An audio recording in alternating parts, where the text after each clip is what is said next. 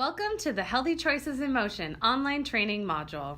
In this training, you will learn about inquiry-based education, review the components of each module, watch physical activity demonstrations, and have the opportunity to test your knowledge of the curriculum after each section.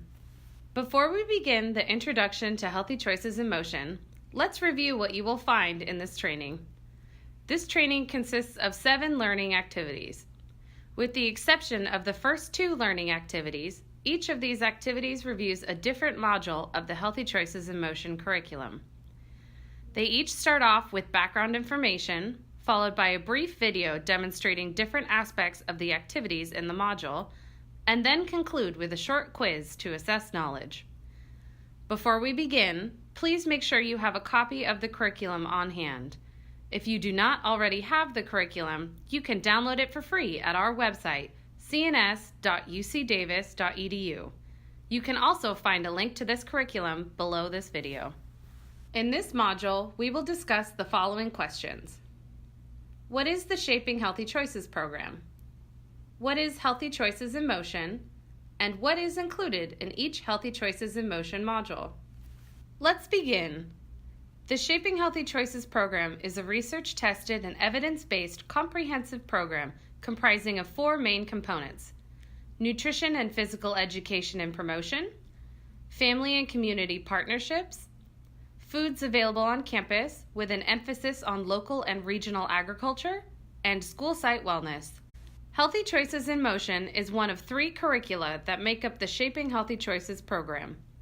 Healthy Choices in Motion was created to accompany the Garden Enhanced Nutrition Education curriculum, Discovering Healthy Choices, and the Garden Enhanced Cooking curriculum, Cooking Up Healthy Choices. Healthy Choices in Motion can be used in multiple ways. This curriculum, which consists of 5 hours of education, can be taught as a standalone curriculum or implemented as part of the Shaping Healthy Choices program. Healthy Choices in Motion was created and pilot tested indoors, so it's an ideal rainy day curriculum.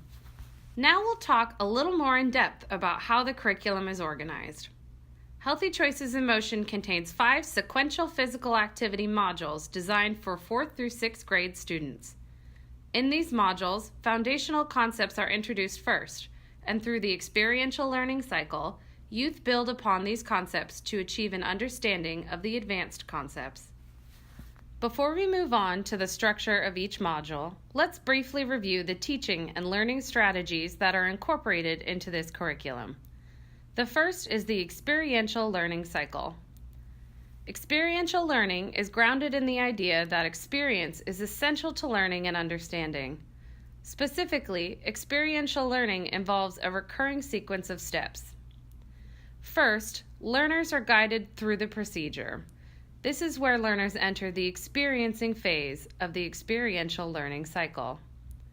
Second, a period of discussion and reflection takes place, which encompasses the steps sharing, processing, and generalizing, where learners share their reactions and observations, process their experience, and make generalizations to real-life examples. And lastly is application, where learners apply their new knowledge and skills in an authentic manner to help deepen and broaden their understanding, which helps learning last. All of the learning activities in the curriculum were designed using this cycle. The second teaching and learning strategy used in this curriculum is inquiry. Inquiry is a teaching and learning strategy whereby learners are engaged in activities that require the observation and manipulation of objects and ideas in order to construct knowledge and develop skills. Inquiry is grounded in experience, focuses on the use and development of critical thinking skills, and targets the learning and application of specific content knowledge. Furthermore, inquiry starts with a question, and effective questioning strategies are critical when facilitating inquiry-based learning. Open-ended questions or prompts, for example, explain what you know about, or discuss your understanding of, promote learner inquiry and are considered more effective than close-ended questions or prompts. For example, name the parts of, or what is the name of? Close-ended questions tend to end in a yes/no or right or wrong response. This reveals little to the facilitator about the level of understanding the learner may possess. Below this video, you'll find many examples of open-ended prompts to draw on during your implementation of the Healthy Choices in Motion modules. Now that we've discussed the foundational learning and teaching strategies utilized in Healthy Choices in Motion, let's review the organization of the curriculum. Each module takes around 45 minutes to 1 hour to complete and consists of a hands-on activity and take-home or in-class journal application. In addition, there is also a take-home newsletter for each module. The 5 modules of Healthy Choices in Motion are: Module 1, the benefits of physical activity. Module 2, physical activity recommendations. Module 3, components of physical fitness. Module 4, we need a variety of physical activity. And Module 5, being a physically active person. We will talk about each of these modules in more depth later on in this training. Each module begins with background information. This information is not intended to be shared with the youth. Rather, it is to provide the facilitator with the background needed to help facilitate discussion. The curriculum has a variety of tools to prepare you for the module. At the beginning of each classroom activity, you will find the following: the time required for each lesson, the suggested groupings for youth, and a list of materials required for the activity. The list includes materials provided in the curricula as well as additional items needed for the activity. Instructions for preparing materials can be found in the Getting Ready section. Lastly, concepts and vocabulary that you can expect to cover throughout the module are defined and included for your reference.